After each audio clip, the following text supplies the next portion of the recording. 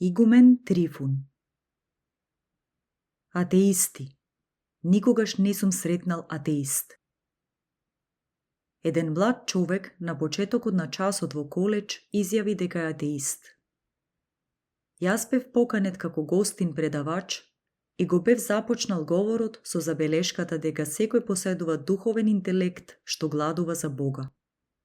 Овој млад човек се представи како исклучок, изјавувајќи дека нема Бог и понатака тврдејќи дека тој дефинитивно нема глад за взаемна врска со ништо што би се дефинирало како Бог. Го прашав како би го дефинирал Богот што тој одлучил да го негира и откако ја слушнав неговата дефиниција, изјавив дека се сложувам со него. И јас не верував во таков Бог. Просечното разбирање за тоа кој е Бог во голема мера е базирано на концепт кој не е усогласен со библиското опишување на Бога, ниту пак со учењата на историската црква. Освен тоа, лажната наука врз која е базирано негирањето на Божјото учество во создавањето и животот на овој свет, произлегла во голема мера баш од ваквото погрешно разбирање за тоа кој е Бог. Бог, за кого се зборува во Светото писмо и кого го прославуваме во животот на црквата, е Бог кој толку многу не засака, што се облече во човечко тело за да може да ги искуси нашата глад, нашата жед, нашата тага, нашата болка, а дури и нашата радост.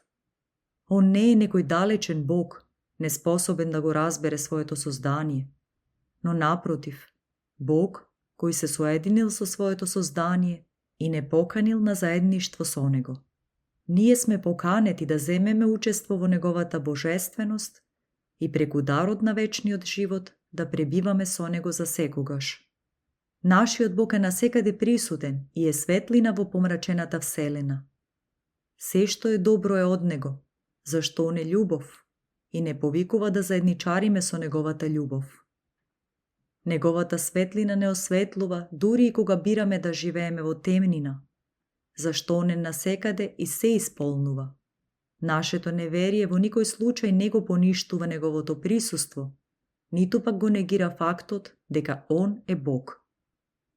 Личноста која себе си се декларира како атеист е всушност некој кој го избегнува очигледното. Одбивањето да се верува во Божјото постоење во никој случај не ја поништува реалноста дека Бог навистина постои. Токму како одбивањето да се верува дека земјата е округла, зашто од нашата перспектива изгледа дека е рамна, или негирањето дека постојат молекули зашто не можеме да ги видиме, така и одбивањето на Божјото постоење произлегува од ограничениот фокус на себе си. Тоа што некој го одбива постоењето на Бога, а ги прифаќа теориите на квантова физика, кои се базирани на недокажлива ноетична наука, е доказ дека ние, како созданија, сме паднале далеко од она што Бог за нас го предвидел, постанувајќи во нашата гордост самите на себе богови.